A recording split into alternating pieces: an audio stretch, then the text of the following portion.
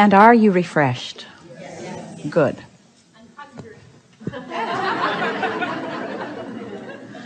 Now what?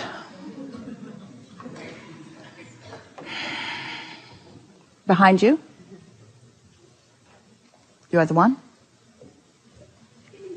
I realized as I got up here I wanted to change my question.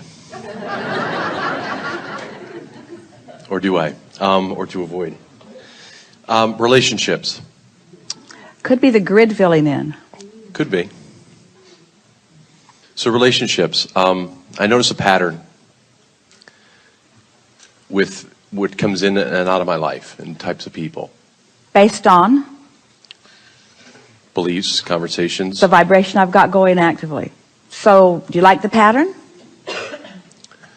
That's what I'm in discovery of. I don't like the end result of the pattern, but I like things about the pattern. In other words, what it shows up. There's things that I like, and I'm starting to practice on focusing on what you say repeatedly is just focus on what you like about it. Mm-hmm. But it never ends up working out. Well, you got to stop saying that. Because that's a pattern. So you want to break that part of the pattern. Yes. So how do you break that part of the pattern? You don't say that anymore. Could it be that simple? Yeah? Okay. In other words, what you're saying is, this is what I've been observing, so how can I not observe what I've been observing? And we say by emphasizing the parts, you said most of it exactly right, by emphasizing the parts that are the way you want them to be. How has it been working out? It's not ending up the way you want it to. How's it ending up that isn't the way you want it to? Is it open-ended, still reaching for more? Is it done? Is it done? No, it doesn't seem like it is done. Why are you interested in a relationship? Because I feel I'm at my best when I'm giving and sharing my life with somebody. So it feels good to have a steady object of attention to which you can flow positive energy. Very much. So the most significant part of that statement is you like to flow positive energy. Yes. So is the ideal relationship someone who's very easy to flow positive energy toward because they just seem to extract it from you? I'm not getting your question. Is it ideal? It was a trap. That's why you didn't get it. Yeah.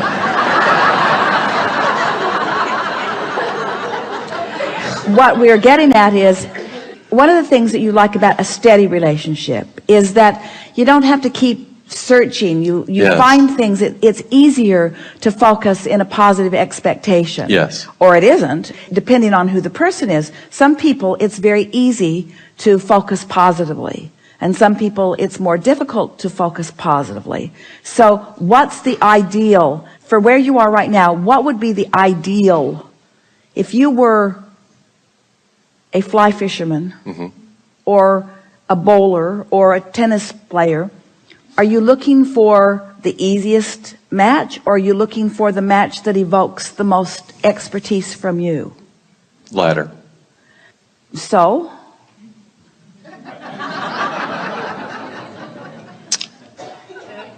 is that part of what's going on? Do you feel that you've collected the data and you now know everything that you're looking for in a relationship, and you're ready to just have the universe yield everything as you have decided it, to live happily ever after?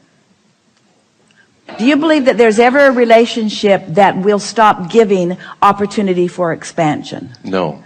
So if every relationship has the opportunity to keep yielding for opportunity for expansion, Esther thought she had the perfect relationship with Jerry until he died. Right.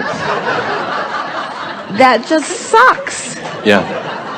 In other words, that wasn't the deal. That wasn't part of the plan. Right. Perfect, perfect, perfect, perfect, not perfect. So this is what we're asking is, do you ever come to the end of the necessity for your personal alignment? Do you ever come to the end? No. What is the, we're asking more questions than you're answering. It's all right, because it's the same answer to every one of them, and eventually we'll get there and you'll really hear it clearly. The relationship that you're really seeking to achieve is the relationship between you and you. And then every other relationship falls easily into place. So talk to us about what it is that you think keeps not ending up the way you want it to end up in these relationships. What we call deal breakers, I would say. We can have things that we want, or we can have things that we don't want, and if those show up, then... All right, deal breaker. That's really a powerful word. Let's focus there.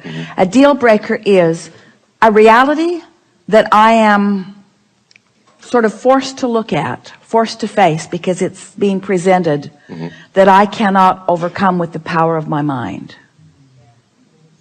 Deal breaker. You have challenged my ability to create my own reality too much. Therefore, I must leave you. It's too hard for me. It's easy to love lovable people. Right. They're not deal breakers. The deal breakers are the ones who have the gall to have their own opinion about things that differs with mine. I enjoy that. I don't. To me, it's. I know it's circumstance, but I don't want children. I'm very clear on that piece of myself, and I keep going back and forth in a relationship with somebody that does, and I want them to have that experience. Should better be the first question you ask. Say again? Maybe it should be the first question you should ask. Do you want to live under a bridge? No? Do you want children? Those are my deal breakers. Yeah, and the rest of the package is perfect, but and we don't have that agreement. I guess I don't want to surrender that, because it's easier to stay in that predictable pattern. I want to take risks in relationships. I want to be vulnerable. How so? In the doing of how so? You want to take risks to a certain extent. Yes. But how do you suppose you came to such clarity about the children thing? How did I come to that? From an experience of having a child. And all the result of that relationship with his mother. So a child sort of locks you into what feels like more like a permanent relationship. It's sort of like an obligation, a handcuff that you can't get away from. It's a have to rather than a get to. So what you're actually saying to someone is, I like you pretty good, but I'm not sure how long I will like you. So we better not do anything that forces me to like you past your expiration date. We're not making fun. I hear you. Yeah. I hear you clearly. And you're exactly right. And but you see, that's because you're dealing with, all of you are dealing with a flawed premise relative to relationships. There are two flawed premises. First of all, every relationship is eternal, whether there are children involved or not. But the next thing that's really a flaw in a relationship, and almost all humans step into this and find the discomfort of it, and it says, I'm going to find someone, and it will therefore, if I find the right one, it will be their responsibility to stay in a steady place where I can always count on feeling about them the way I feel about them right now. Everyone is expanding and changing and evolving and growing and becoming.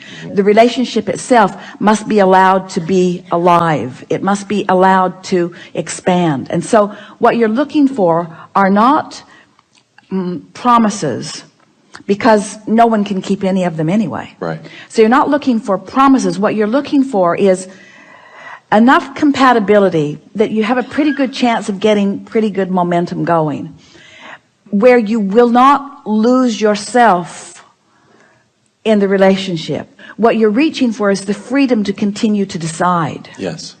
I want the freedom to continue to decide. And in some ways, a relationship in and of itself, as from your perspective of it, belies that, because it sort of says, I'm going to get so hooked on you that then I won't have the freedom to not be hooked on you if I should choose to be. It's a freedom thing. It's a control thing. Yes. That you're feeling. Yes. And you can get around that, or get to the heart of it, by understanding that the only thing that anybody can control is their own relationship with who they are. That's what you're reaching for all the time.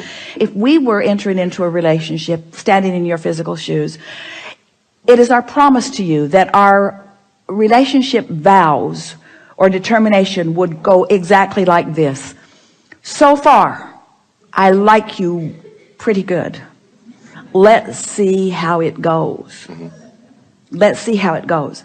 I'm going to do my best to stay in alignment with who I am, which means this relationship has a really powerful probability of not only surviving but thriving, because I'm going to do everything that I can do to be in alignment, which means I'm going to look for the best in you and in everybody. And I'm not going to talk hardly ever about things unwanted. And I'm going to keep myself so tuned in that I have source energy flowing through me, so that my capacity to love is going to be more than almost anybody you know, because it's going to be steady and consistent. And my capacity to love you is not going to be contingent upon anything that you do. I'm leaving you out of that part of the equation. I'm taking full responsibility for how I feel. And I'm going to practice it for a while. I've been practicing it for a while, and I'd like to practice it for a while with you, but I can't make any guarantees, because I want to be in alignment. I want to know that I can be in alignment without holding someone else hostage to standing on their head in lots of different ways in order to keep me in alignment. So what I'm saying to you, potential lover of my life, is that there are no deal breakers. There are no deal breakers. There is nothing that you could ask of me that would break this deal, because my relationship with you is not about that. My relationship with you is about my relationship with Source. And you're really pretty.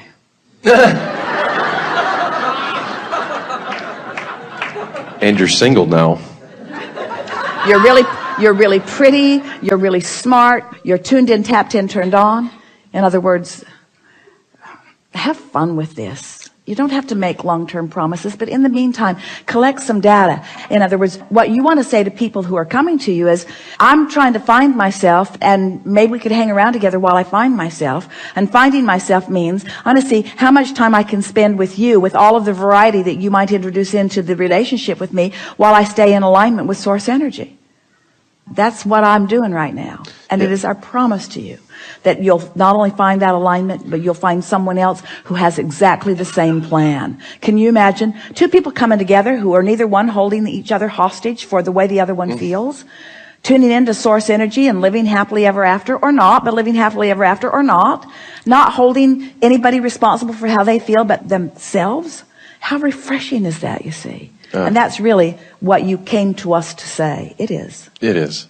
Yeah. Yeah, it is. Yeah. So because I study a lot of different platforms and et cetera, and I love your stuff. It's conversational. It's easy. It's law-based. I'm sorry? It's law-based. Yes. Yes.